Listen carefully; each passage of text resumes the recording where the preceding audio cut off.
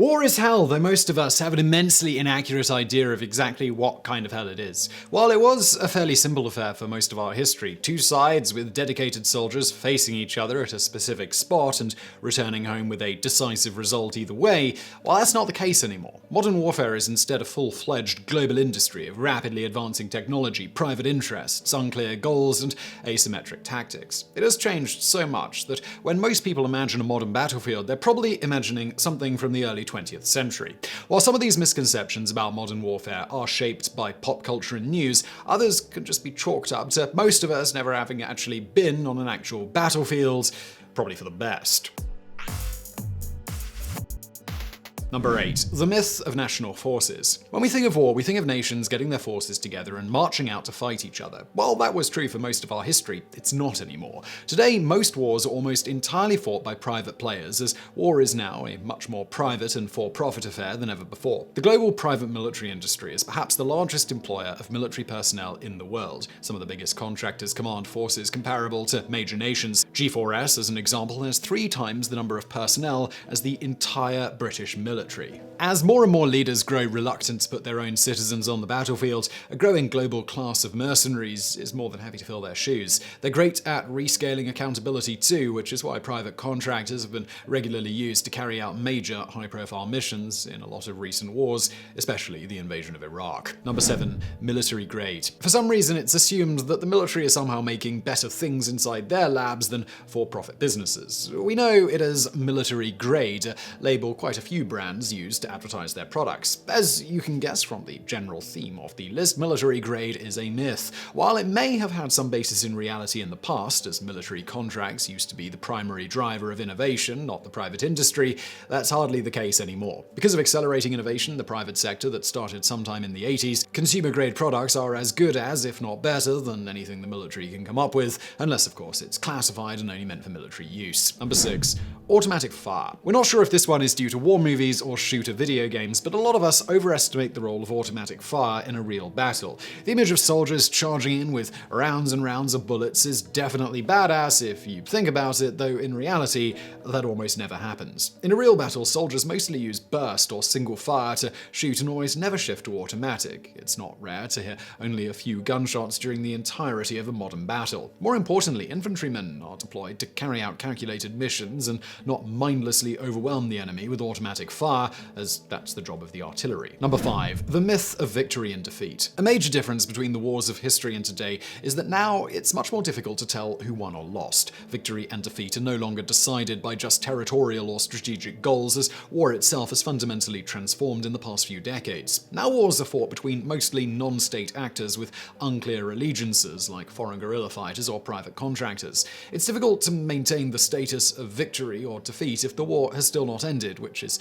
the case with almost every major war of the past decade. From Iraq to Sudan to Libya, conflict is still actively going on in all of those places and will likely go on for a long time before any side is decisively declared victorious. More importantly, global war is a for-profit growing industry, and it's impossible to keep that going without consistent conflict in some part of the world. That, combines with the consistently changing definition of war itself, has made military victory and defeat almost completely meaningless. Number 4. Snipers. When we think about snipers, we think about badass one-man units that operate in the shadows. They're able to take down anyone they want with one shot without revealing their position, making them an almost invincible foe to locate and take down. While it's true that snipers have proven to be massively helpful in the kind of wars like Iraq and Afghanistan, our perception of them mostly comes from over-dramatized Hollywood movies or video games. In reality, being a sniper is more of a science than a combat skill, as it requires consistently solving equations to land the right shot.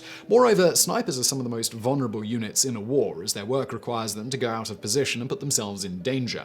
In open terrains like desert or a ruined city, it's surprisingly easy to pinpoint where exactly someone's shooting at you from, making snipers more prone to being captured than other units. Number 3. The short war myth. The notion that wars can be started and won within a short period of time has a long history, and it's still prevalent enough that we need to talk about it. Some of the longest wars of history and today were supposed to be quick conflicts that you get in and out of without exposing exposing your soldiers to prolonged warfare. Of course, that notion is entirely a myth, as wars aren't a compulsory social event that you can just drop in and out of. The misconception persists because time and again, from the First World War to the very much ongoing war on terror, global leaders have used that to convince their populace to enter a war, as no one would willingly want their country to get into a drawn-out, years-long conflict. Of course, many of those leaders may have genuinely believed that it's possible to quickly enter and end conflicts and exit, though, as almost every major war of the past century or so proves, it hardly ever works out that way. Number 2. The myth of winning from afar. The perception of war has dramatically changed across the developed world in the last few decades, largely due to the many prolonged and unpopular conflicts of the post-World War II era, such as the Vietnam War.